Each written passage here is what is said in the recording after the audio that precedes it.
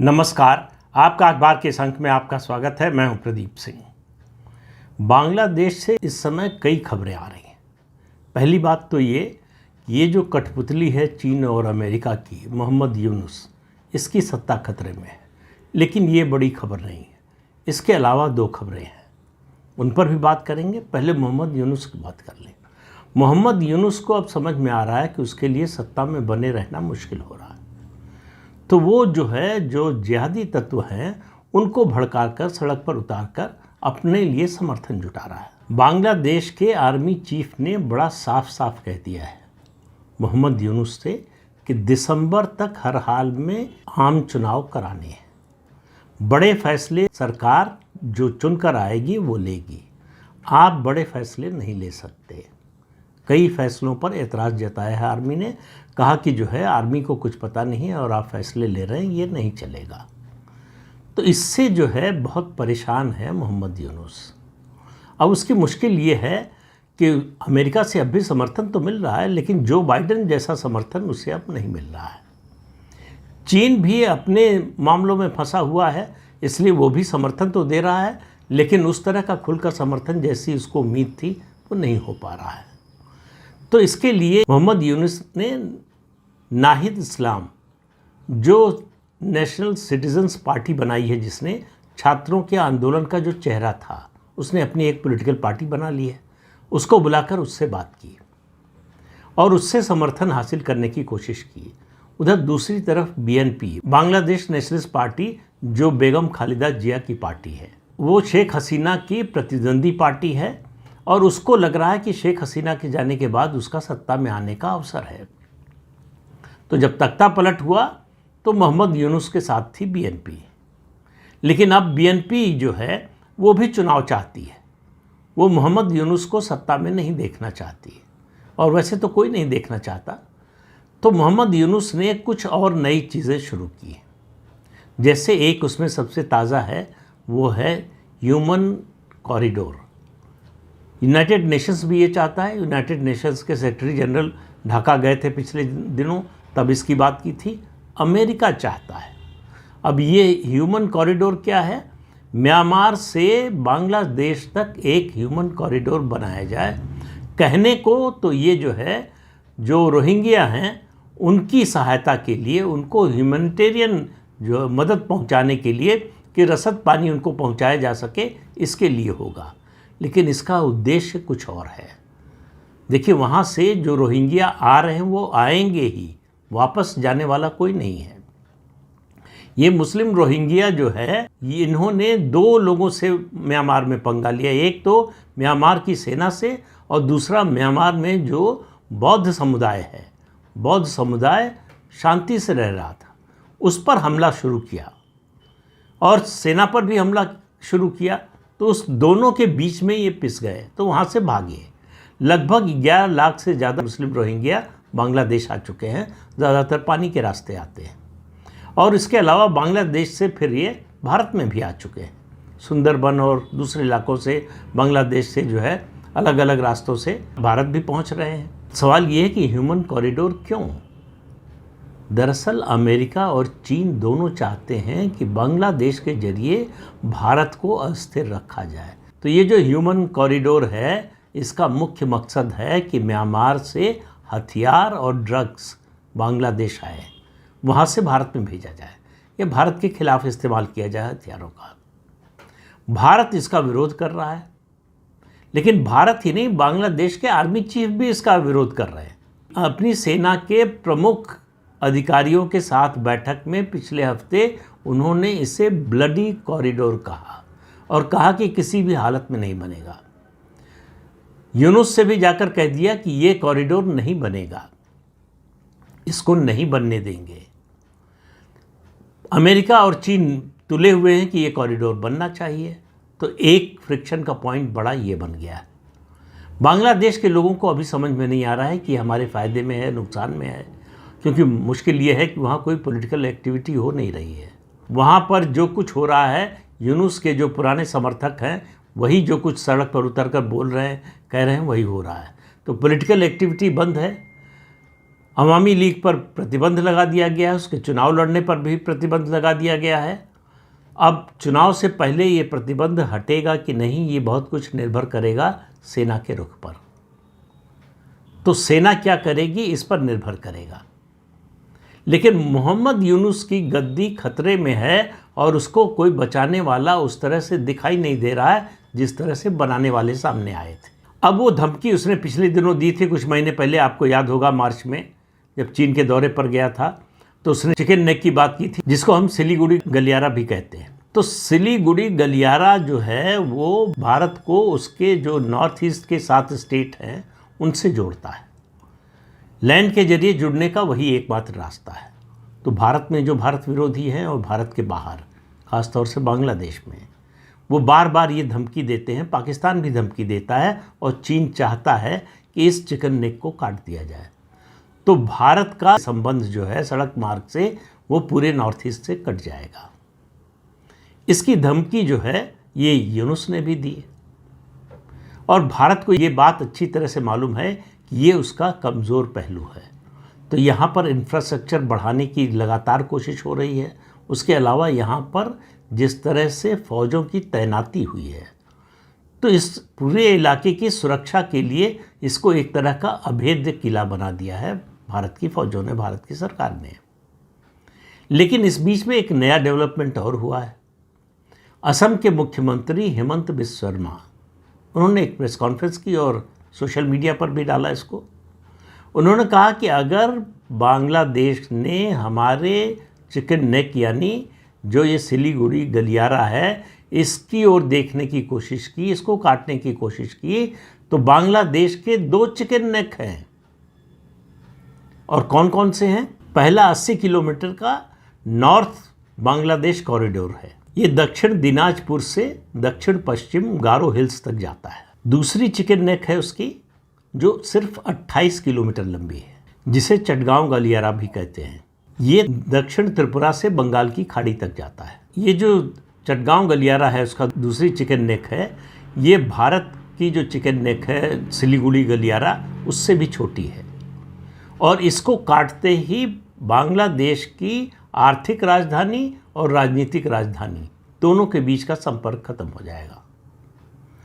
तो जो हेमंत बिस्वा शर्मा ने संकेत दिया, और जाहिर है कि हमारे जो स्ट्रेटेजिक एक्सपर्ट हैं, जो इस मामले में स्ट्रेटजी बनाते हैं, फौज के लोग, सरकार और हमारी सुरक्षा एजेंसियां, इन सबको मालूम है इसकी सच्चाई, इसकी वास्तविकता।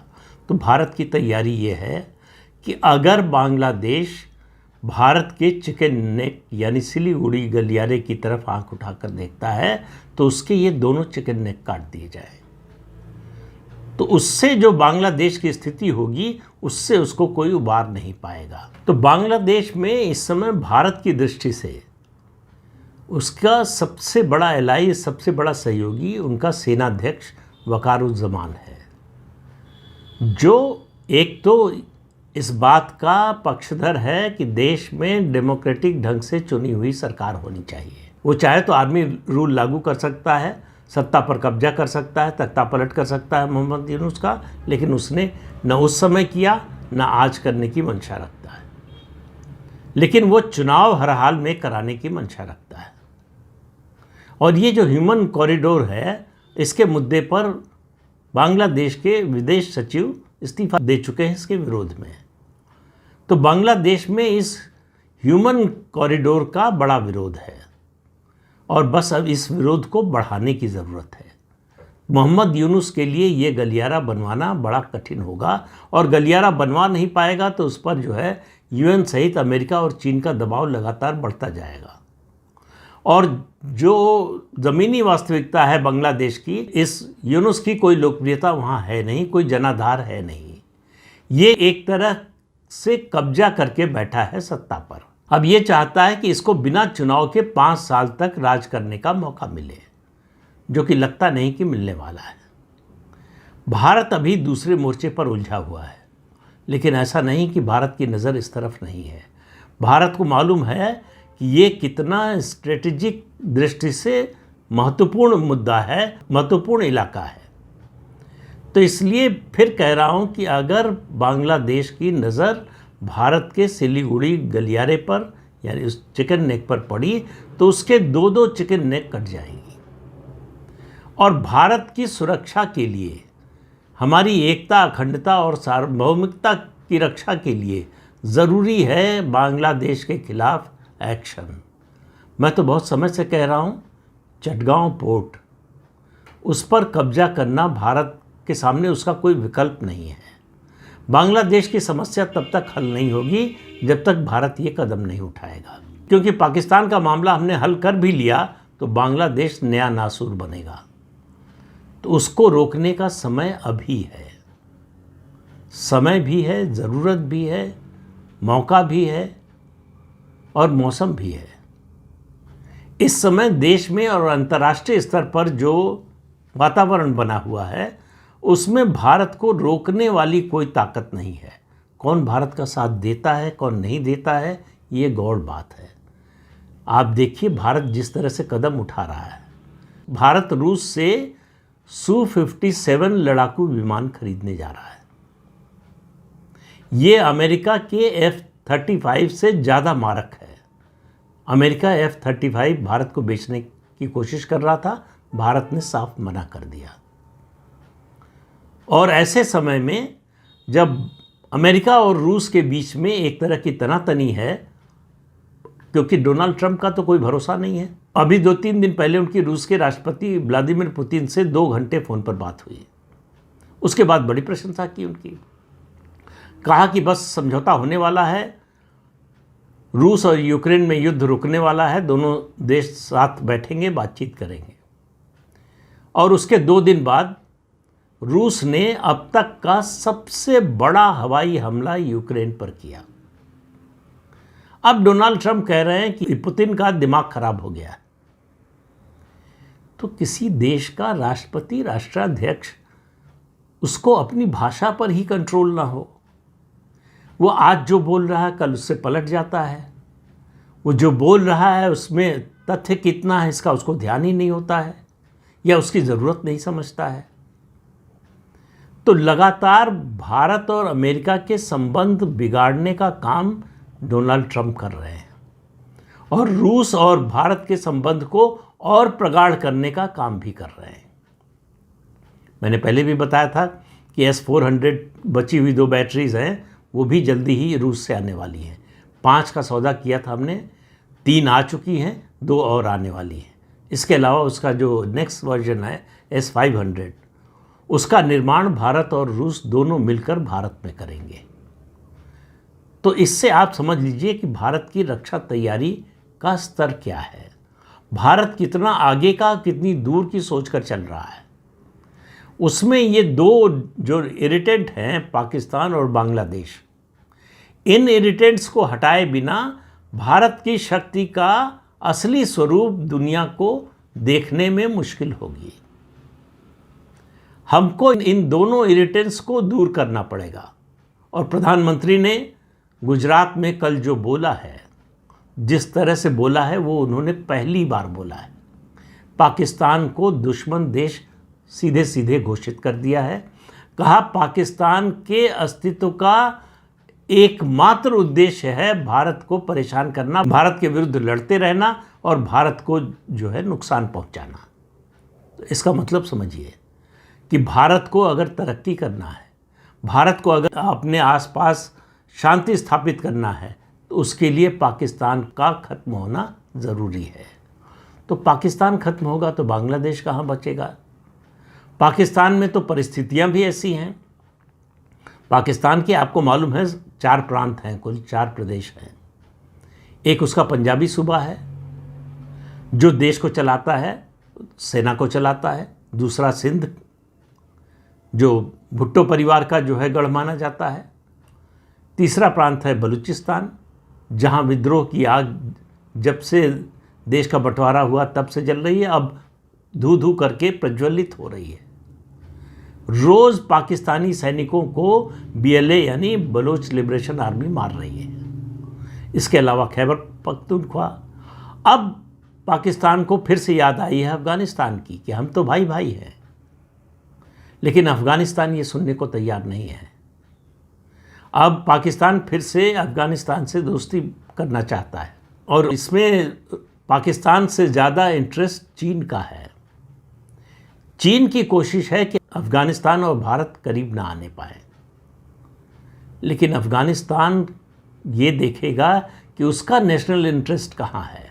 भारत ने उसकी जितनी मदद की है, जितने इंफ्रास्ट्रक्चर प्रोजेक्ट भारत चला रहा है वहाँ, और हर तरह की मानवीय मदद से लेकर हर तरह की, चाहे फूड ग्रेन का मामला हो, चाहे दूसरी चीज़ों का मामला हो, चाहे आर्थिक मामला हो, अफ़गानिस्तान की लगातार मदद कर रहा है भारत।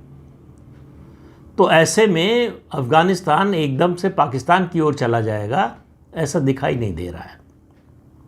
लेकिन फिर बात जो है बांग्लादेश की, बांग्लादेश की ये दोनों चिकन ने काटे बिना इस क्षेत्र में, कम से कम भारत बांग्लादेश संबंध के बारे में अगर कहें, उस संदर्भ में कहें, तो इसके बिना काम नहीं चलने वाला है। ये कब होगा ये हम आप तो जानते नहीं हैं, ये सेना तय करेगी, सरकार तय करेगी, लेकिन मुझे लगता है कि ये होगा ज़रूर। तो इस अंक में इतना ही। अगले अंक में फिर मिलेंगे किसी नए मुद्दे के साथ। तब तक के लिए अनुमति दीजिए। आपसे अनुरोध है कि चैनल देखिए, शेयर कीजिए, लाइक कीजिए और सब्सक्राइब ज़रूर कीजिए। नमस्कार।